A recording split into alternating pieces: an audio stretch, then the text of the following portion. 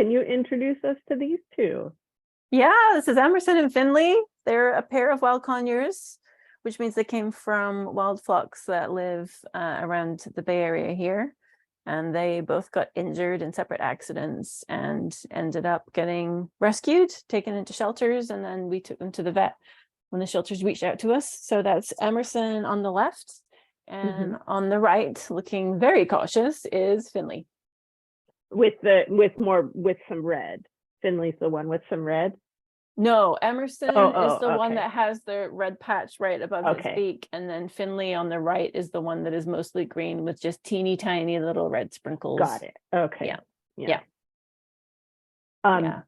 What species are they? When I think of wild parrots in the Bay Area, I think of the parrots of Telegraph Hill.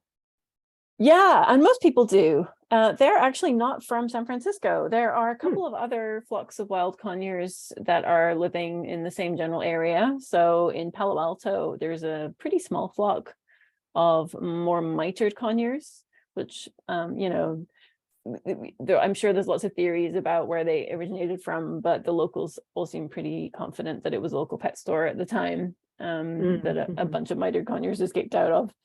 And then in Sunnyvale, there's a flock of about 30 to 35 wild conures, and they again seem more mitered compared to the San Francisco flock, which is mostly cherry-head conures or red-masked parakeets, as we call them, with a little bit of mitered. So there are some mitered parrots in that flock, but they have a much more dominant cherry-head set of traits, whereas the Palo Alto and the Sunnyvale conures are much more mitered in appearance and size, and also vocalizations. They don't speak the same language.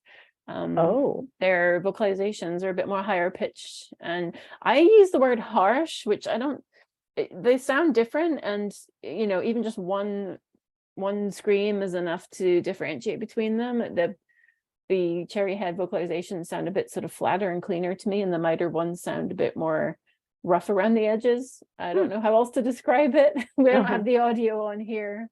But I will say that Emerson and Finley, they're the last cage in the room. When I go around doing breakfast in the mornings, I go clockwise around the room and their cage is last. And by the time I get to them, they're so upset that everyone else is eating and they don't have their breakfast yet. They're both yelling.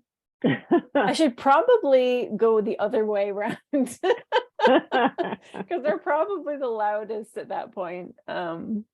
Although they might just be really hungry and telling me that, which is fair.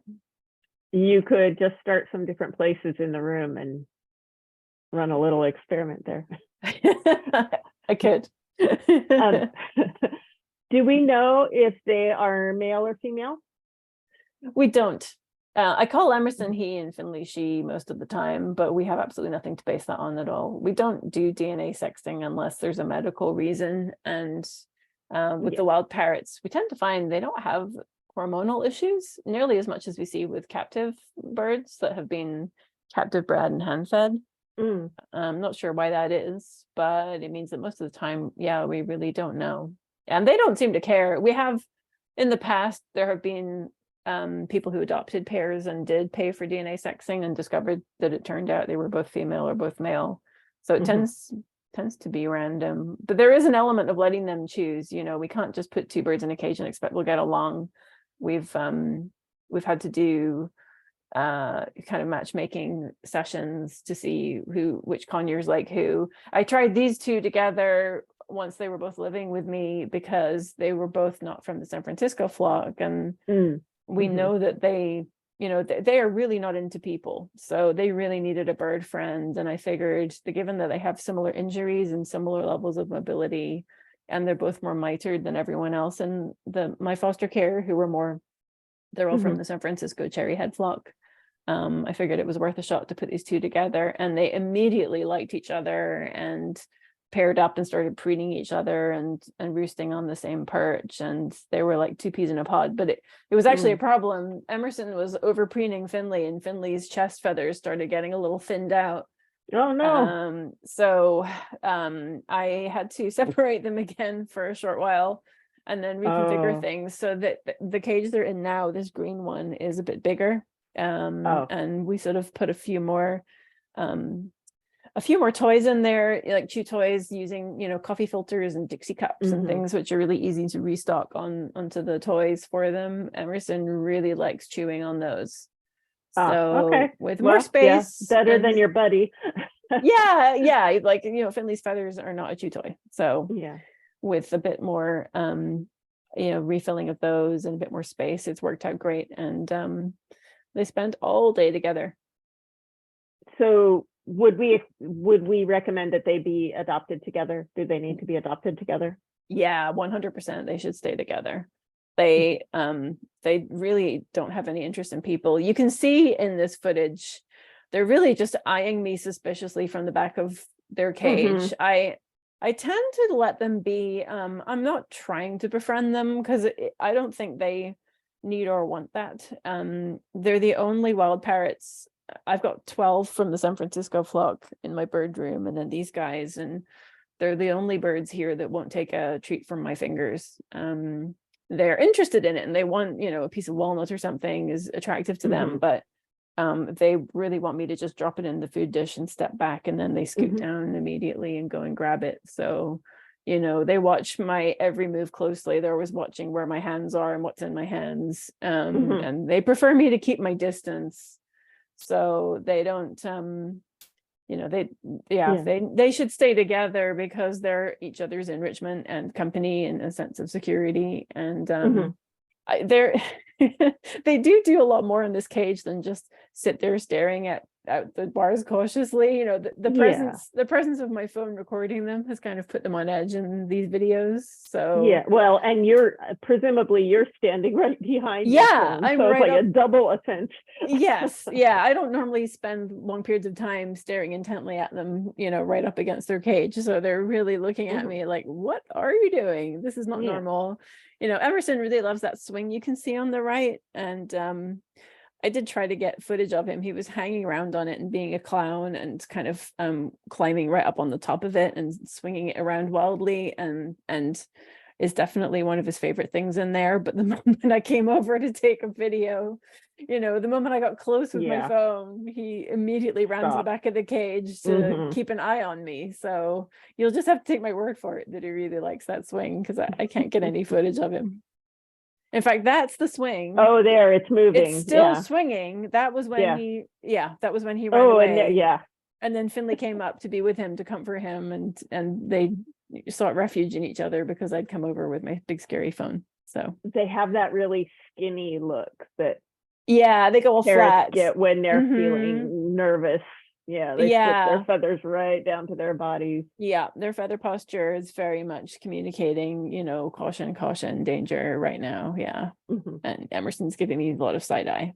So and here I think this little clip is Finley was taking a bath. So Finley's on the right there looking really soggy. And I was trying again to get a video of Finley taking a bath. And the moment I did, she ran up the side of the cage to the back. And now they're both staring at me. We don't know what you're talking about. Keep running over and staring at me. Yeah, but Finley's a very vigorous daily bather. It's usually about 1 p.m. Jumps straight in the water bowl and pretty much empties it. So I'm going to blow through my next two questions really quickly. Are they tame? No. Are they good with children? No.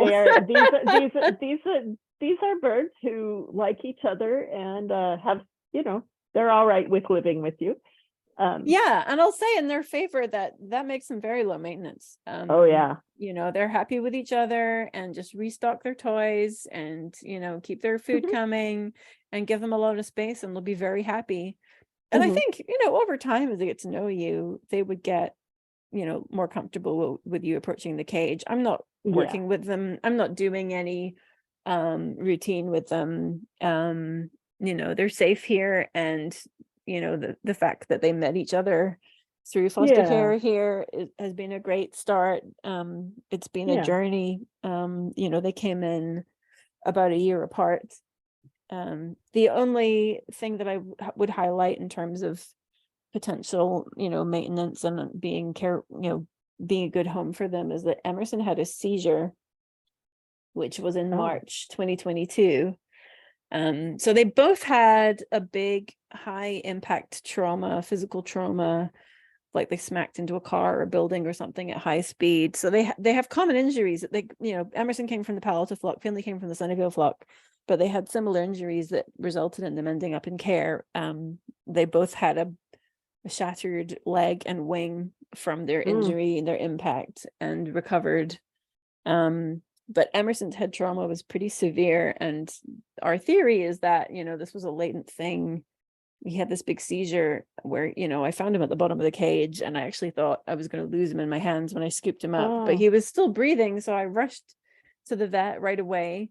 And fortunately they were able to see him right away, and they put him in an incubator, gave him some Valium, put him on oxygen, and he came out of the seizure. But they told me in the parking lot they didn't think he was going to make it based on how he was presenting when I arrived. But then they called me a couple hours later and said, "You're not going to believe this, but he's standing up and he's walking around his incubator and he wants out." Wow. So and he hasn't had another one since. And it's been over a year now. So I don't want to jinx it, touch wood. I hope that was a one-off, but it was very, very scary. I really thought we were going to lose him. But yeah, that's, obviously there's no way to predict those kinds of things, and it could happen again. So you would want to know what your emergency vet options were and how to get a hold of them and where to go, because time makes all the difference with events like that. They actually they sent me home with some Valium shots just in case he had another one, because the faster you can stop the seizure, then better chance that he can recover. So you mentioned injury, like pretty severe injuries. Were those the reasons that they both came into Mickaboo? I mean, I know they came from separate flocks at separate times, but was that their sort of their origin story with Mickaboo, was through their injuries? They were both found by members of the public looking injured on the ground and taken to shelters. And then the shelters reached out to us asking if we could help, and we took them in and paid for their vet care. Finley was in the hospital for months, and the wing injury was pretty severe. It was pretty shattered, and the surgery, the initial surgery involved a lot of blood loss, and the vet said it was pretty touch and go whether or not she could have survived that. But it's funny, they're fragile in some ways and really tough in others. And she made it through the first few days, and then every day it was just another step of recovery. And they both have a droopy wing as a result. Those wings are they're I don't think they're causing them any pain, but they are not normal. You can see looking at them, they have one wing that droops quite a lot, and they could never survive in the wild. There's no option of returning them home.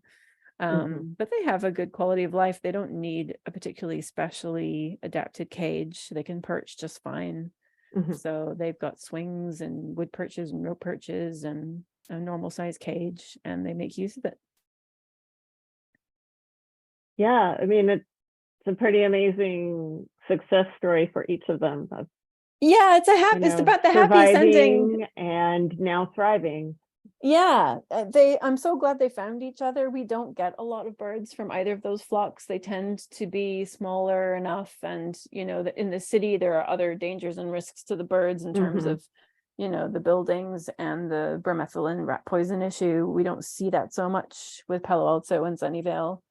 So it was just by sheer coincidence that we ended up with one from each flock, and given the circumstances, they're perfectly happy to get along with each other. Yeah.